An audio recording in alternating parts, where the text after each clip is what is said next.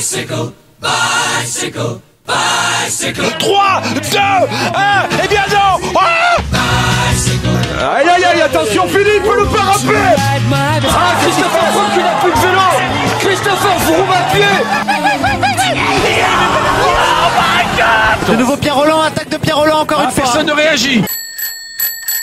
Alors, qui dit Giro, Tour d'Italie, dit forcément John Gadret, puisque le coureur français a été l'un des artisans majeurs de ce Tour d'Italie en 2011 notamment, où il finit 3e. Et ben, il va nous parler du parcours, John. Est-ce que tu es là ? Oui, bien sûr. Bonjour à toutes et à tous. Ça fait plaisir de vous rejoindre.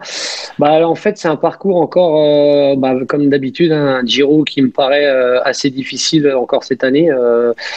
Moi, je le mets à ça serait pour, je pense, un pur grimpeur, parce que quand on voit les profils d'étape, surtout à partir de la deuxième semaine, ça va être très difficile. Donc, moi, je vois bien un pur grimpeur gagner sur ce Giro comme quasiment tous les ans, on va dire. Alors, il faut savoir qu'il n'y a que 40 km de contre-la-montre. Ce type de Giro, il t'aurait plu, hein, John ? Ouais, c'est sûr qu'il m'aurait plu, ouais.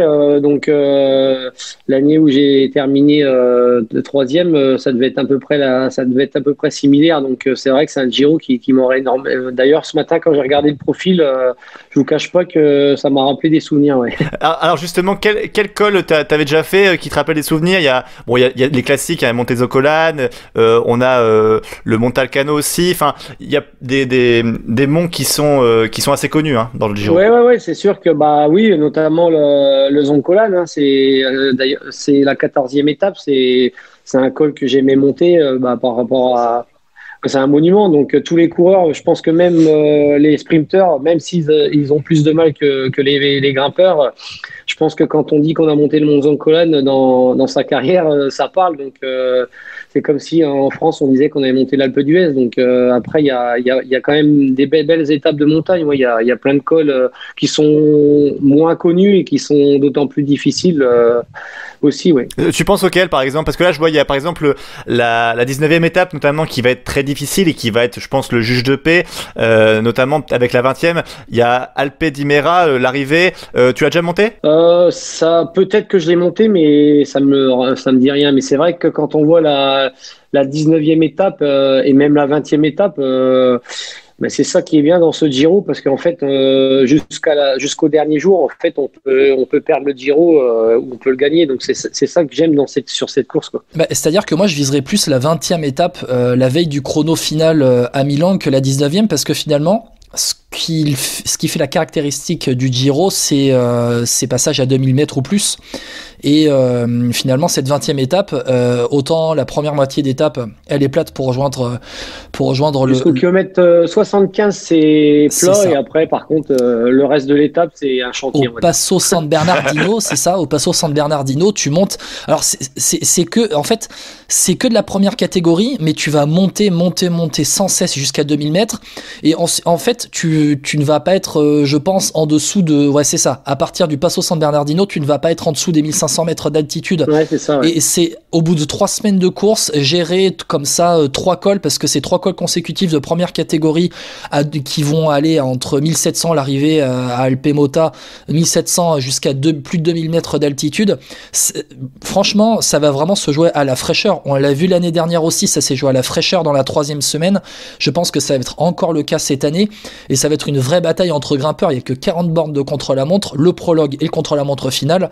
Ça, à mon avis, va y avoir du spectacle. John, est-ce que c'est possible que des coureurs se réservent en prévision de ces dernières étapes, ou est-ce qu'au contraire, tu te réserves jamais au final ? Se réserver, c'est facile à dire, parce que quand on voit, c'est vrai qu'il y a la 19e et la 20e étape, mais quand on voit ce qu'il y a avant, notamment, moi j'ai sous les yeux la 16e étape, elle est bien compliquée. Cortina d'Ampezzo. Ouais, c'est ça. Donc celle-là, je l'avais notée. Il y a la montée du Zoncolan, même si c'est que le final les 50 derniers kilomètres qui vont être difficiles, mais bon, on peut pas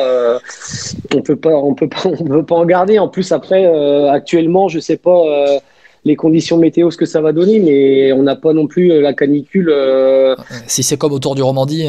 Ouais, voilà, si c'est comme au Tour du Romandie, l'organisme il prend un coup, donc on peut pas se réserver, on peut pas en garder, c'est pas possible, surtout, enfin au mois de mai comme ça avec le froid. Enfin, moi, à mon avis, il va faire froid parce que vu les conditions actuelles, à moins qu'il y ait un réchauffement climatique d'un seul coup sur le Giro, mais j'y crois pas trop, quoi. Tu vois qui, toi, comme coureur, du coup, par rapport à ce parcours, qui sont tes favoris? On en parlait avant avec Jocelyn Rio d'Eurosport. On a cité globalement Simon Yates, Michael Landa, des coureurs comme ça, peut-être même Evenepoel. Toi, tu vois qui? Bah moi je vois l'équipe Ineos déjà avec enfin pour moi il y a un leader qui est Bernal et après il y a Sivakov aussi qui peut je sais pas comment ils vont se partager les rôles.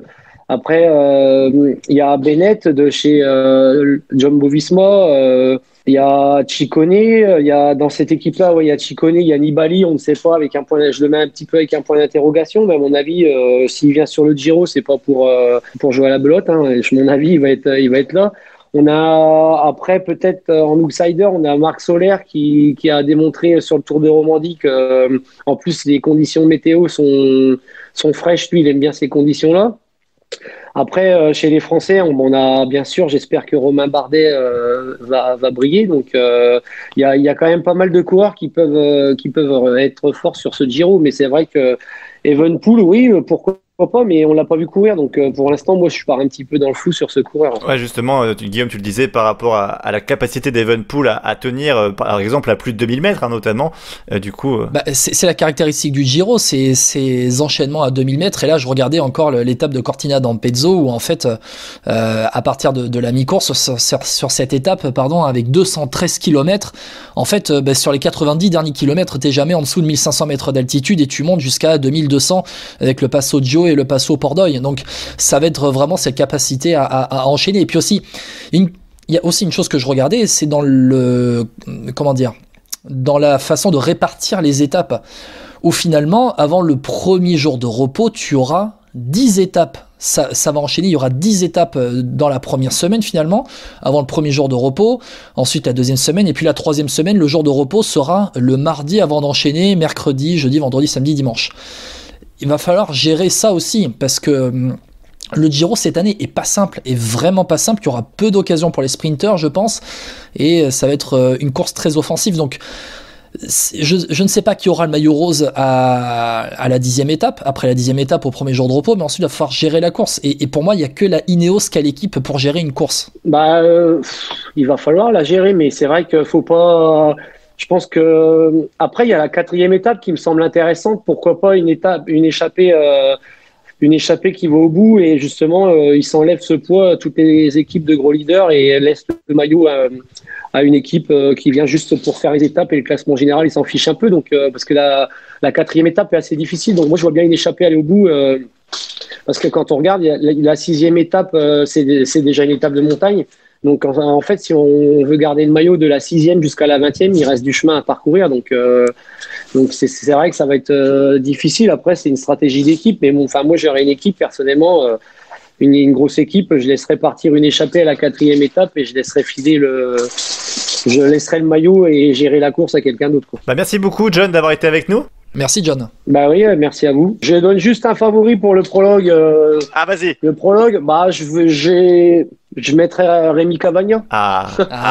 Quand même. Ça serait bien, un Français qui commence le Giro avec le maillot rose, ça serait super, quoi. Ça serait parfait. Ça serait parfait, ouais. Et puis c'est rare, hein, un Français bon contre la montre quand même. Faut en profiter, on n'en a pas eu souvent quand même. Ouais, c'est clair, tout à fait. Bon, merci beaucoup, John Gadret, d'avoir été avec nous. On rappelle, t'as été 3e du Giro en 2011, une victoire d'étape magnifique. T'as besoin de le rappeler, vraiment. Ah bah non, mais qui nous restera quand même. Ouais, je suis obligé de lui rappeler à John parce que j'ai vibré et je regardais le Giro que pour lui. Donc quand même, il faut le dire, tu vois. Allez, John Gadret qui va reprendre Moreno maintenant. C'est bien fait, c'est bien joué. Il dépose Moreno. Il faut tenir maintenant. Tenir car le peloton est en train de revenir sur John Gadret. John Gadret qui insiste. John Gadret qui fait mal aux jambes. John Gadret qui est maintenant à moins de 150 mètres de la ligne. 125 mètres, ça risque d'être un petit peu dur. Ça coince aussi derrière. Attention, il y a Joaquin Rodriguez et Cataldo qui font leur effort également. Mais ce sera trop tard. John Gadret va s'imposer et offrir au peloton français sa première victoire dans ce Giro.